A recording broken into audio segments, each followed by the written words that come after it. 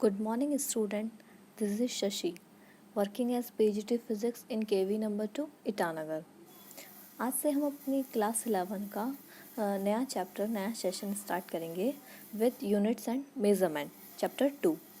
Chapter 1 जो है हम उसका मतलब अलग से थोड़ा सा हमने ब्रीफली इंट्रोडक्शन पढ़ लिया था लास्ट क्लास में, बट चैप्टर 1 को हम जैसे जैसे फिज़िक्स का सिलेबस कवर करते जाएंगे उसके बारे में हमारे कॉन्सेप्ट क्लियर होते जाएंगे। Okay, so let's start with units and measurement. Units और मेजरमेंट है क्या, मतलब फिज़िक्स के रिगार्डिंग क्या है यूनिट्स और मेजरमेंट। जैसे हम किसी भी फिज़िकल क्वांटिटी को लाइक लेंथ है, मास है, हाइट है, इनको मेज़र करते हैं, ठीक है। तो उसके लिए हमें एक यूनिट की नीड होती है। मतलब ऐसा तो नहीं है कि हम लेंथ को बोल देंगे कि किलोग्राम्स में है, लेंथ को हम किलोग्राम्स में मेज़र नहीं कर सकते। सिमिलरली हम हाइट को नहीं बोल सकते लीटर्स में, मिलीलीटर्स में। तो हर किसी के लिए एक special identification as a unit required होता है हर फिज़िकल क्वांटिटी के लिए। तो उसी की मतलब जो बेसिक मतलब कॉन्सेप्ट्स है कि किसके लिए क्या यूनिट नीड है, क्यों है, मेज़रमेंट कैसे ली जाएंगी, उन सब के लिए जो हमारा चैप्टर 2 है यूनिट्स एंड मेज़रमेंट बहुत हेल्पफुल होगा हमारे लिए। फर्स्ट हमारा टॉपिक होगा physical quantity. Physical quantity basically 2 types की होती है, फंडामेंटल और डेराइव्ड क्वांटिटी। सेकंड टॉपिक होगा हमारा यूनिट, फंडामेंटल और derived units.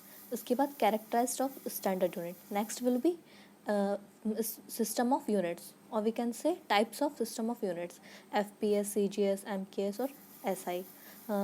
Then after that we will go through definition of fundamental SI units.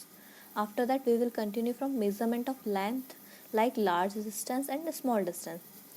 उसके बाद हम अपना कंटिन्यू करेंगे फिर मेजरमेंट ऑफ मास और मेजरमेंट ऑफ टाइम के साथ। उसके बाद हमारा नेक्स्ट टॉपिक होगा accuracy, precision of instruments and error in measurements.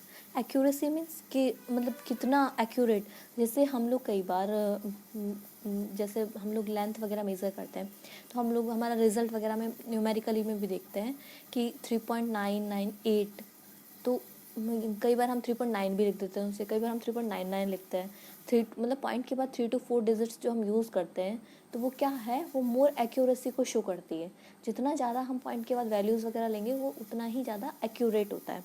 तो उसी तरीके से हम मतलब पढ़ेंगे कि एक्यूरेसी, प्रिसीजन और ये सब क्या होता है, एरर्स वगैरह। इसके बाद नाइन्थ टॉपिक होगा हमारा सिस्टमेटिक एरर्स और रैंडम एरर्स। उसके बाद डिफरेंट टाइप ऑफ एरर्स हम देखेंगे, absolute error, relative error, percentage error, etcetera. इसके बाद हमारा नेक्स्ट होगा कॉम्बिनेशंस ऑफ एरर।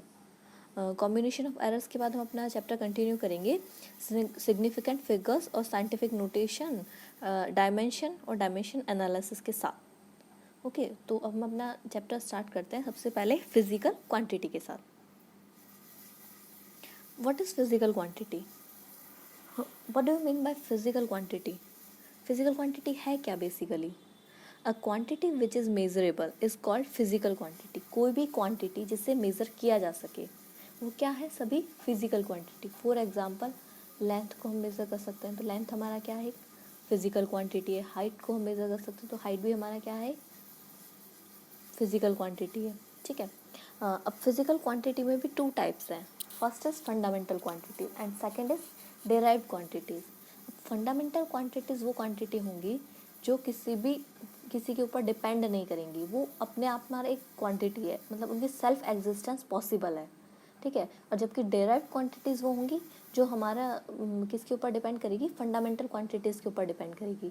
अगर हम डेराइव्ड क्वांटिटीज़ के बारे में बात करना चाहते हैं तो हमें फंडामेंटल क्वांटिटी का यूज़ करना ही पड़ेगा। उनका सेल्फ एग्जिस्टेंस पॉसिबल नहीं है, वो इंडिपेंडेंट नहीं है।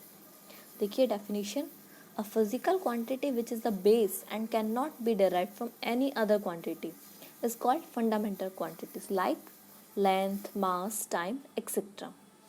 While in other hand, derived quantities, a physical quantity which can be derived or expressed from base of fundamental quantity or quantities is called derived quantity. For example अगर हम force की बात करते हैं तो फोर्स का फॉर्मूला होता है हमारा मास इंटू एक्सेलरेशन। तो हमारा जो फोर्स होगा वो किस किस पर डिपेंड कर रहा है, यहाँ 2 क्वांटिटीज़ पर डिपेंड कर रहा है, एक मास और एक एक्सेलरेशन। वो इंडिपेंडेंट नहीं है, वो क्या है, डिराइव क्वांटिटीज़ है, क्योंकि फोर्स को हम जब भी डिराइव करेंगे हमें मास और एक्सेलरेशन का नीड होगा। एक्सेलरेशन के लिए भी हमें वेलोसिटी और टाइम का नीड होगा। तो हमारा जो फॉर्मूला है फोर्स का वो पूरा ओवरऑल डिराइव्ड क्वांटिटीज़ के क्राइटेरिया में आएगा। Similarly speed, velocity, acceleration, momentum, torque, energy, pressure, density, all are example of derived quantities. After that we will come on unit. Unit क्या है, मतलब अब तो हमने देख लिया कि ये क्वांटिटीज़ है, बट क्वांटिटीज़ को हम मेज़र कैसे करेंगे, तो उसके लिए हमें जो स्पेसिफिकेशन की नीड है that is unit. Measurement of any physical quantity involves comparison with a certain basic, arbitrary chosen, internationally accepted reference standard called unit. अब ऐसा नहीं है कि जो हम मतलब मेज़र करने के लिए किसी को कुछ भी नॉमनक्लेचर दे सकते हैं. ये सब क्या है, इंटरनेशनल स्टैंडर्ड पर ये सब जो है वो वेल प्रूफ होके फिर आते हैं कि हमें ये यूज़ करना है.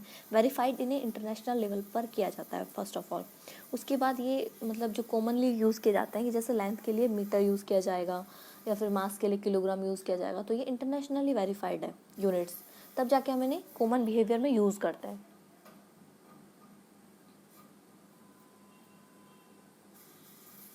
इसके बाद है यूनिट्स के भी टू टाइप्स होते हैं, फंडामेंटल यूनिट्स और डिराइव यूनिट्स.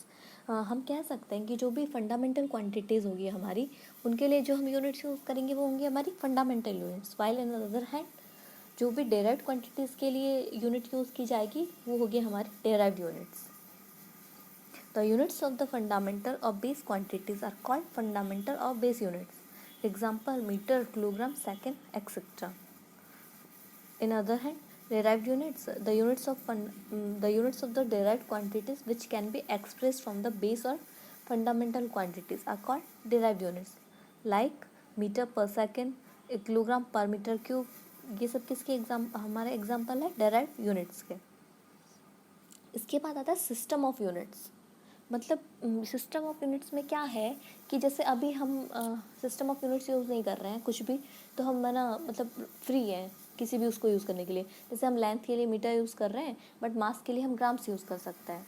ठीक है, ये हमारी कंडीशंस पर डिपेंड करेगा, क्वेश्चंस पर डिपेंड करेगा. बट अगर किसी भी न्यूमेरिकल या क्वेश्चन में आपको मेंशन किया है system of unit name like CGS, FPS, MKS, तो आप बाउंड हो जाएंगे, आप रेस्ट्रिक्टेड है कि आप सिर्फ CGS सिस्टम अगर आपको लिखा है तो आप सिर्फ लेंथ को सेंटीमीटर में ही मेज़र करेंगे, आप मास को सिर्फ ग्राम में ही मेज़र करेंगे, टाइम को आप सिर्फ सेकंड में ही मेज़र कर सकते हैं. जबकि अगर हमें सिस्टम ऑफ यूनिट नहीं दिया होता है तो हमारी चॉइस पर डिपेंड करता है, हमें क्वेश्चन पर डिपेंड करता है कि हम क्या यूज़ करें. बट अगर क्वेश्चन के अंदर सिस्टम ऑफ यूनिट मेंशन कर दिया है, नेम मेंशन किया हुआ है, तो हम रेस्ट्रिक्टेड है, बाउंडेड है वही यूज़ करने के लिए. Okay. A complete set of both fundamental and derived unit is known as the system of unit. इसके अंदर मतलब एक ग्रुप बनाया हुआ है, एक बंच बनाया हुआ है कि ये किस किस का फंडामेंटल और डेराइव्ड यूनिट्स का, जो हमें वही यूज़ करना है. That is known as system of unit. Characteristics of standard units. Standard unit के कैरेक्टरिस्टिक क्या होता है, इसी में मतलब एक टाइप है स्टैंडर्ड यूनिट. तो स्टैंडर्ड यूनिट मतलब ये सब तो सिस्टम ऑफ यूनिट्स के पार्ट्स हैं, बट इसके अंदर से हमने एक चूज़ किया है स्टैंडर्ड यूनिट. तो स्टैंडर्ड होने के लिए उसके कैरेक्टरिस्टिक्स या बेसिक नीड्स हैं वो क्या क्या होनी चाहिए, बेसिक रिक्वायरमेंट्स हैं वो क्या क्या फुलफिल होनी चाहिए. That will be, it should be well defined. वो क्या होना चाहिए, वेल डिफाइंड होना चाहिए. It should be of suitable size, like it should neither be too large nor too small in comparison